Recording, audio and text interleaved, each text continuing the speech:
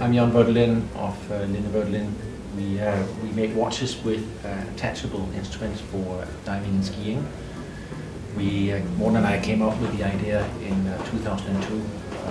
We did a lot of development between 2002 and 2007 where we launched our first pieces. When we launched in 2007 we had a group of watches plus an instrument for skiing. And since then we have spent a lot of time developing the dive computer, which we recently finished a couple of months ago, and it's now going out to various markets. The difference between us and other watch brands is that we have a mechanical timepiece here. We try to make them as beautiful and as well crafted as possible. And then when you go and do skiing, you click on the computer, and when you're done with it, you take it off. In terms of where we are active, we are mostly active in Asia. We have some in Europe, also a good effort in the US and in North America. Obviously the economy over the last couple of years have changed the way that the market works, so that Europe is not as important as it used to be. The pieces that we see here, we introduced in last year's Basel, so Basel 2011. We are going to Basel again in about 6 weeks, and we plan to launch the other family, the Octopus, which have been sold out, and we have reconstructed and, as I said, launching in a couple of weeks. I think that's it. Maybe let Morten talk about the idea behind the Spiros and also the various pieces that we make. Okay. Well, I'm the other half of Linde Werdelin,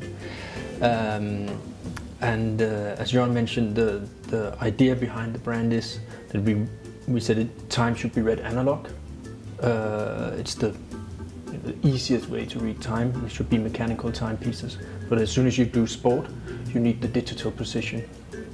And the watch that we launched, as Jørgen mentioned, in Basel, we have come up with a new dial, a new strap for it.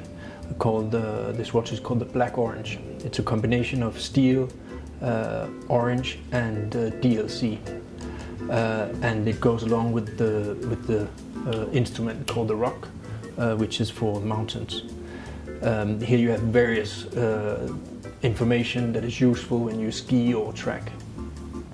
The way that you work the instrument is that you can see this is actually the footprint of the watch, and it clicks on.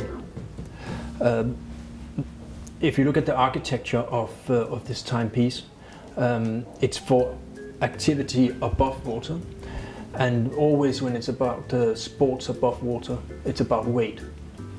So because of gravity, we have to reduce the weight of the watch case, and this is exactly what we did on this piece.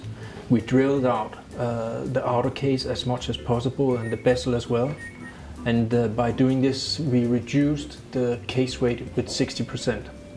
And also this gives the interesting particular personality for the watch. The inspiration from this came because there was a group going to Mount Everest, and they chose our instrument, and they asked us if we had a light watch, and we didn't. And we found out that what you do in the car industry, when you have a sports car and a street car, you want to go racing, you take out the passenger seat, the carpet, the CD player and everything to make it as light as possible. We did the same thing here, as I mentioned, and that's the result. Thank you. Obviously the watches are produced in Switzerland. The instruments we have developed and we produce in Denmark, and we have a micro factory just north of Copenhagen where we do assembly and testing of the instruments.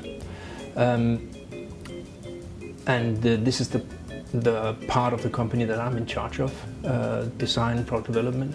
And Jørgen, well, you can explain yourself. Yes, we got the other part of the company. We got located in Notting Hill in London, where I've been living for 20 years with my family. We do all distribution and the communication from there. In terms of, I think in terms of the pricing of our watches where we are is between 6,000 and 12,000 euros in retail net of VAT. And the reasoning for that is that we think we can put enough of our own DNA into case, movement, dial to make it very high quality and a well-balanced watch. We are about 10 people in the company. Last year we sold about 400 pieces. We make about 500 to 600 pieces this year. We are independent, which means that we have to grow organically, not too aggressive and not too passively. And as I said earlier, our main markets are in Asia. We've just opened our first shop worldwide with our partner in Singapore. We have recently opened with the Hourglass in Malaysia and are discussing other opportunities in the Asian markets. In terms of Russia, we are not there yet, but we have just agreed with someone for Ukraine to open there. The US, we've been active for the last couple of years, and that's a good market for us. South America, we're looking at Europe, as I said earlier. It's not the easiest of markets with the economic crisis going on. I think the watches that we looked at, this particular piece cost 10,400 euros plus VAT, and the version with a titanium outer case and rose gold bezel is 12,800 euros plus VAT. The instruments, they are priced here. We got the Reef, which is the dial computer, and they cost from 1,200 euros and upwards, whereas the extreme skiing instrument starts at 800 euros.